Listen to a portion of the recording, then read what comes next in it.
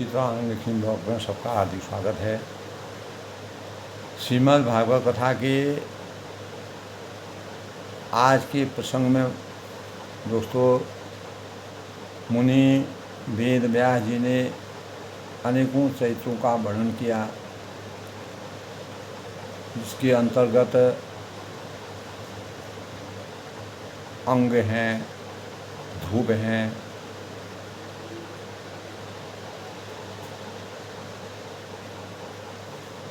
और बेन, राजा बेन है। तो राजा बेन की क्रूरता के कारण पृथु यानी बेन का अंत हो जाता है। उसकी क्रूरता के कारण और उसी बेन का मंथन करके, उनकी दांत के मंथन करने के पश्चात स्त्री पुरुष विष्णु रूप के अंश प्राप्त होते हैं, जो पृथु रूप में और अर्ची रूप में इस धरती पर विराजमान होते हैं। तो आज के प्रसंग में महाराज पृथु जो थे, पृथ्वी पर किस प्रकार से वह कुपित हुए, यानी परेशान हुए। पृथ्वी की दशा को देख करके वह किस प्रकार से कुंठा के भाव उनके अंतःकरण में आए और पृथ्वी के द्वारा उनकी स्तुति किस प्रकार की गई, पृथ्वी की क्या स्वरूप था, पृथ्वी की क्या दशा थी। तो इस संबंध में अनेकों चरित्रों का मुनि वेद व्यास जी ने जो वर्णन किया है। ध्रुव किस प्रकार के थे, कैसे ध्रुव लोग प्राप्त हुआ। ध्रुव लोग प्राप्त होने के बाद लगातार वंश चलते चलते बेन ने कैसे क्रूरता दिखाई और बेन का कैसे अंग राजा के बाद जो है बेन की उत्पत्ति हुई और बेन की क्रूरता के कारण समाज में किस प्रकार का बुरा भाव पैदा हुआ। उसके परिणाम स्वरूप ब्राह्मणों ने, ऋषि मुनियों ने तपस्या से जिस प्रकार समुद्र मंथन हुआ, उसी प्रकार बेन का मंथन करके पृथु की उत्पत्ति का, जो भगवान के अंश के रूप में पृथु और अर्ची थे, उनका उद्भव हुआ। तब पृथु का पृथ्वी का आकर किस प्रकार से वह कुपित हुए और पृथ्वी के द्वारा उनकी स्तुति कैसे की गई। तो मैत्री जी इस संबंध में कहते हैं विदुर जी से कि महाराज पृथु ने के जो बंदीजन, जो सेवक थे, उनके को अभीष्ट वस्तुएं प्रदान कर, यानी अच्छी चीज़ों को प्रदान करके संतुष्ट किया, ताकि वह प्रजा की रक्षा सही ढंग से निर्वहन कर सकें। और ब्राह्मण है, विद्वान है, पुरोहित हैं और जितने भी नागरिक हैं और व्यापारी जो भी यानी वहाँ उपस्थित थे, उन सभी को यथोचित उनका जैसे जो मानता था उसी प्रकार से उनका आदर सत्कार किया। जब पृथु का राज्य पूर्ण रूप से विराजित हो गया, तो इससे पहले दोस्तों कल के बंदीजनों द्वारा महाराज पृथु की स्तुति क्यों की गई। तो मैत्री जी इस संबंध में कहते हैं कि महाराज पृथु ने जब इस प्रकार कहा कि तब उनके वचन के अमृत रूपी वचनों का आश्वासन करते हुए सूत आदि जो गायक लोग थे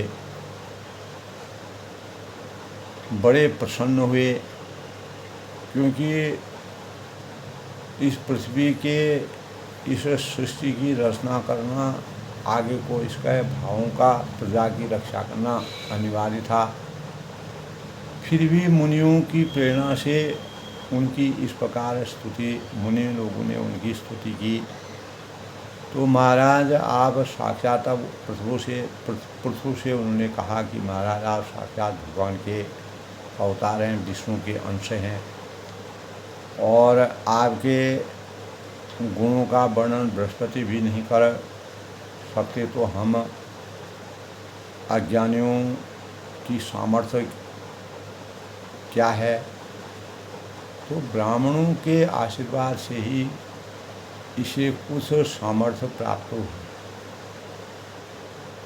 जिससे हम आपके गुणों का वर्णन अपनी बुद्धि के अनुसार करते हैं, करने में समर्थवान होंगे। तो आप साक्षात यानी देव प्रवर श्री नारायण के अंश हैं,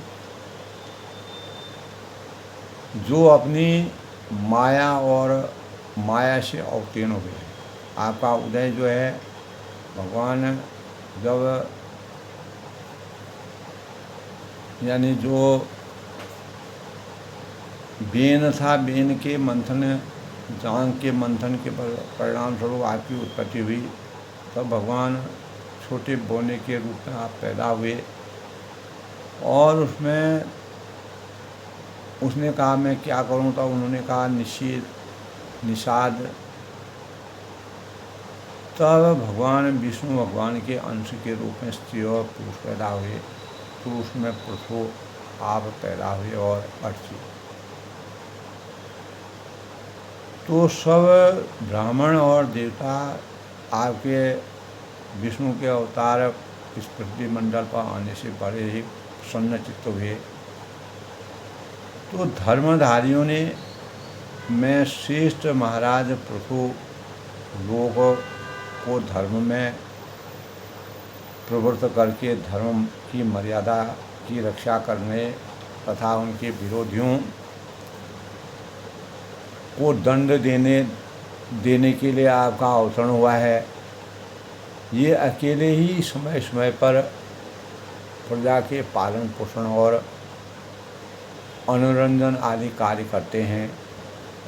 आप अपने शरीर में भिन्न भिन्न लोकपालों की मूर्ति को धारण करेंगे तथा यज्ञ आदि के प्रचार द्वारा स्वर्ग लोक और वृष्टि की व्यवस्था द्वारा भूलोक दोनों ही हित साधना करेंगे। तो महाराज पृथु बेन रूप में जो है अरण्य के मंथन से प्रकट हुए। बेन रूप में जो है वह अरण्य के मंथन से महाराज पृथु की उत्पत्ति हुई, जो अग्नि के समान है। अर्थात शत्रुओं के लिए ये अत्यंत दुर्घर्ष और दुसह दुख देने वाले होंगे, और शत्रु कभी इन्हें हरा नहीं सकते, इनको भयभीत नहीं कर सकते। इस प्रकार जब उनके पराक्रम से जनता के सामने वह आ पाएंगे, तब ये परम पराक्रमी महाराज जहाँ तहाँ अपने चरित्र की ही चर्चा सुनेंगे, और इनकी आज्ञा का विरोध कोई भी नहीं कर सके। सब उनके अनुयायी बन जाएंगे तथा ये सारी जो दसों दिशाओं को जीतकर और अपने तेज से, अपने प्रभाव से, अपने आधिपत्य से प्रजा के क्लेशों को, दुखों को और उनके जो क्लेश रूपी कांटे हैं को निकालकर संपूर्ण भूमंडल के में उनका शासन यानी भूमंडल के शासक के रूप में विराजमान हुए। तो उस समय देवता और सुर और असुर जो हैं वो भी इनके विपुल प्रभाव का वर्णन करेंगे। ऐसा बंदी जनों ने पृथु के बारे में कहा। आज के प्रसंग में महाराज पृथु और पृथ्वी पर क्यों कुपित हुए और पृथ्वी के द्वारा उनकी स्तुति क्यों की गई, तो मैत्रेय जी ने कहा कि विदुर जी को कहा कि महाराज पृथु के बंदीजन जो थे, नगरवासी जो थे, वो अभीष्ट वस्तुएं प्रदान कर संतुष्ट पृथु को किया। ब्राह्मण, विद्वान, पुरोहित, नागरिक, व्यापारी जो भी वहाँ पर उपस्थित थे, उन सभी का यथोचित उन्होंने सत्कार किया, आदर किया। तो इसके प्रकार विदुर जी ने पूछा कि हे मुने, पृथ्वी ने गौ का रूप क्यों धारण किया, कि गाय के रूप में पृथ्वी क्यों अवतरित हुई और पृथु ने उसे क्यों दोहा। इस दोहन के समय बछड़ा कौन था और पात्र क्या था, तो पृथु के यज्ञ अश्व का इंद्र से अपहरण क्यों किया गया, समान प्रश्न पूछे गए। तब सनद कुमार ने ज्ञान प्राप्त कर कौन सी गति प्राप्त की, आप इन प्रश्नों का समाधान करने की कृपा कीजिए, ये विदुर जी ने पूछा मुनि से। तो श्री मैत्रेय जी ने इस संबंध में कहा कि विदुर जी, ब्राह्मणों ने महाराज पृथु का राज्याभिषेक करके उसे प्रजा का रक्षक घोषित किया और इन दिनों पृथ्वी अन्नहीन हो गई थी, पृथ्वी में अन्न पैदा नहीं हो रहा था, इसीलिए भूख के कारण प्रजाजनों के शरीर सूखकर कांटे के समान हो गए और इन्होंने राजा पृथु से आकर कहा कि राजन, आप जो आपके शरण में आ रहे हैं की रक्षा करने वाले हैं, आप ही हमारी जीविका यानी हमारे भरण पोषण के भी स्वामी हैं, अतः आप हम भूख से पीड़ितों को शीघ्र अन्न देने का प्रबंध कीजिए। तो ऐसा न होने की से अन्न मिलने से पहले ही हमारा अंत हो जाए, ऐसा न हो। तो प्रजा का इस प्रकार से क्रंदन रोदन और प्रजा के इस प्रकार से परेशानियों को देखते हुए सुनकर महाराज पृथु बहुत देर तक विचार करते रहे, मंथन करते रहे। अंत में अन्न अभाव, अन्न की कमी के कारण जानकर उन्होंने तत्काल भूमि को लक्ष्य कर धनुष पर बाण चढ़ाया और यह देखकर पृथ्वी गौ का रूप धारण कर भय के कारण भाग खड़े हुए, क्योंकि पृथ्वी से अन्न पैदा नहीं हो रहा था। तो महाराज पृथु ने उसका पीछा किया, पृथ्वी का पीछा किया। तो भयभीत हुई पृथ्वी ने कहा कि महाराज, आप धर्म की आत्मा हैं, धर्म के धुरंधर होकर निरपराध मुझ स्त्री को मारने के लिए क्यों उद्यत हैं, क्यों प्रेरित हैं। और हे राजन, पामर प्राणी यानी जिस पर कोई बल नहीं होता है, जो असहाय होती है, पामर प्राणी अपराधी स्त्रियों पर भी प्रहार नहीं करते, फिर आप तो दयावान हैं। पामर जो बहुत ही कमज़ोर होते हैं वह भी स्त्रियों पर कभी हमेशा दया करते हैं, तो आप तो इतने बलशाली हैं, दयावान हैं और दीन वत्सल हैं और सत्पुरुष मुझ निरपराध को गौ पर प्रहार करें, यह नीति के विरुद्ध है, यह उचित नहीं है। तो आप प्रजा पालक हैं, प्रजा के रक्षक हैं और आपकी उत्पत्ति इसलिए हुई है, आप मेरी रक्षा कीजिए। आप यह भी तो विचार करें कि मुझे मारकर आप जल में प्रजा को कैसे स्थापित करेंगे, फिर तो जल ही जल रह जाएगा। तो महाराज पृथु ने कहा कि पृथ्वी तू मेरी आज्ञा का उल्लंघन करने वाली है, क्योंकि अन्न पैदा नहीं हो रहा है और सारे लोग भूख से प्यास से मर रहे हैं, और तू यज्ञ से देवता रूप से भाग लेती है और किंतु उसके बदले में हमें अन्न नहीं देती है। इसीलिए आज मैं तुझे मार डालूँगा। प्रतिदिन पेट भर भूसा खाती है किंतु दूध नहीं देती है। तूने संपूर्ण औषधियों के बीज यानी निगल लिए हैं किंतु उन्हें उगा नहीं रही। जब बीज ही नहीं उगेंगे तो अन्न कहाँ से मिलेगा। तो इस कारण संपूर्ण प्रजा में भूख से हाहाकार मच गया है, चारों तरफ हाहाकार मच गया है।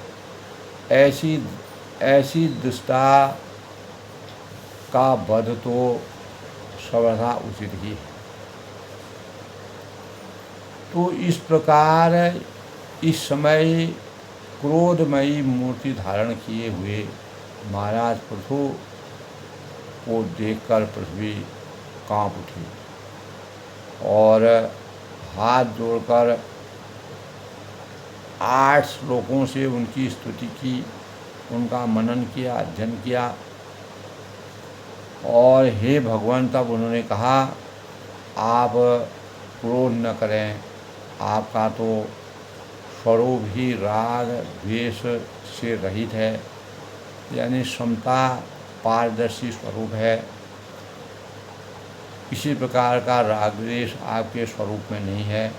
आप ही नाना यानी अनेक प्रकार की मूर्ति धारण कर जगत की रक्षा करते हैं। अनेक प्रकार के स्वरूप में आप विराजित होकर के इस जगत के मान सम्मान को बढ़ाते हैं, रक्षा करते हैं। और आज थोड़े से अन्न के निमित्त आप ही मुझे मारने को उद्यत हैं, यानी अन्न के अभाव के कारण आप मुझे मारने को उद्यत हैं। तो मैं आज जिसकी शरण में जाऊं, आपकी लीला बड़ी विचित्र है। मैं किसकी शरण में जाऊं, तब पृथ्वी कहती है कि उसे कोई जान नहीं सकता है। मैं वीर मूर्ति आपको बार बार नमस्कार करती हूँ, प्रणाम करती हूँ। और इस प्रकार पृथ्वी कुपित हो गई और पृथु के स्वरूप को जान नहीं पाई और वह भागती दौड़ती इधर विचरती उधर विचरती और पृथ्वी के द्वारा उनकी, तब पृथ्वी जो है पूर्ण निष्ठा के साथ पृथ्वी ने अपना रूप बनाया। अन्न की कमी हो गई तो पृथु ने अपने विचारों से जिस प्रकार पृथ्वी को के ज्ञान को बढ़ाया और अन्न की अपर्याप्तता के कारण सारे जल यानी जीव जो है जलचर, नभचर, थलचर तीनों प्रकार के जीव परेशान हैं। इसीलिए पृथ्वी ने अपने स्वरूप को विराजित करते हुए कहा, उनसे प्रार्थना की कि आप ही नाना मूर्ति धारण कर जगत की रक्षा करते हैं। आपने ही मेरा जल से उद्धार कर मुझे जीवों का आधार बनाया है और आज थोड़े से अन्न की कमी होने के कारण आप ही मुझे मारने को तत्पर हैं। इसीलिए मैं आज किसकी शरण में जाऊं? समय काल के परिस्थिति के अनुसार ऐसा हुआ है, मुझे मारने को आप उद्यत हैं। मैं अब किसकी शरण में जाऊं? आपकी लीला बड़ी, तब पृथ्वी से कहा कि आपकी लीला बड़ी विचित्र है, क्योंकि विष्णु के अवतार के रूप में पृथ्वी का जन्म हुआ था और उसे कोई जान नहीं सकता, यानी आप क्या कर देंगे। तब पृथ्वी ने भगवान के अंश पृथ्वी की धरती ने स्तुति की और मैं वीर मूर्ति आपको बार बार नमस्कार करते हूँ। और तब पृथ्वी ने जब पृथ्वी की द्वारा उनकी स्तुति की गई पृथ्वी की, तब पृथ्वी ने अपने पूर्ण स्वरूप में आकर के पृथ्वी ने पृथ्वी का उपकार माना और पृथ्वी ने उनकी स्तुति की। इस प्रकार आज के श्रीमद् भगवद गीता के स्वरूप में पृथ्वी की भूमिका और पृथ्वी के जीवन का रहस्य, भगवान विष्णु के अंश के रूप में पृथ्वी ने के सामने किस प्रकार की कठिनता आई और किस प्रकार के भाव हुए, और उसके बाद जब पृथ्वी भ्रमित हो गई थी, उसके परिणाम स्वरूप पृथ्वी ने अपना मूल स्वरूप धारण करके प्रभु की आज्ञा का पालन किया और उसकी स्तुति की। तो आज के प्रसंग में दोस्तों, महाराज पृथ्वी पर कुपित होना, कैसे वह दुखी हुई और पृथ्वी द्वारा उसकी किस प्रकार से पृथ्वी की स्तुति की गई। और कल के प्रसंग में दोस्तों, पृथ्वी क्यों अन्न से विहीन होगी, कैसे मानवों ने पृथ्वी का दोहन किया, वह प्रसंग कल के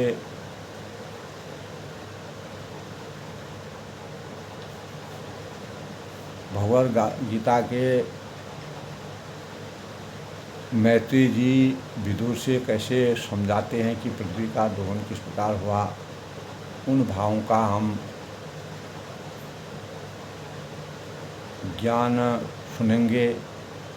और आज के प्रसंग में पृथ्वी की स्तुति जब पृथ्वी ने की और अपने भावों को बताया, तो तब पृथ्वी का दोहन कैसे किया गया, उन भावों को पृथ्वी से वो बताती हैं। तो यह कल के प्रसंग में, आज के प्रसंग में दोस्तों अपनी वाणी को विराम देते हुए कल के प्रसंग में पृथ्वी का दोहन किस प्रकार होता है उसका रहस्यमय वर्णन है। मुनि वेद व्यास जी ने जो प्राचीन समय के स्वरूप का जो वर्णन किया है, वो बड़ा ही ज्ञानवर्धक है और प्रेरणा स्रोत का सबसे बड़ा स्वरूप है और मानव चेतना और मानव ज्ञान की वृद्धि का स्वरूप है।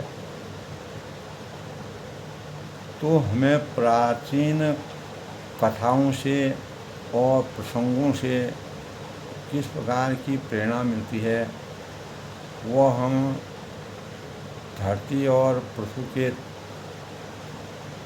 जीवन चरित्रों से कैसे ज्ञान प्राप्त कर सकते हैं, उसे बड़े ही मार्मिक और हृदयस्पर्शी ढंग से वर्णन किया है।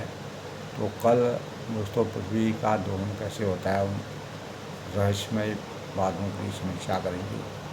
सबके मंगल हो उसकी कामना के साथ सब लोग सुखी रहें, खुश रहें। इसी प्रकार अधिक से अधिक लोग शेयर करें, लाइक करें, सब्सक्राइब करें और ये ज्ञानवर्धक चीज़ों को श्रीमद् भगवद गीता में ऐसे रहस्यों का जो वर्णन है उसका अनुसरण करते रहें। सबका अभिनंदन।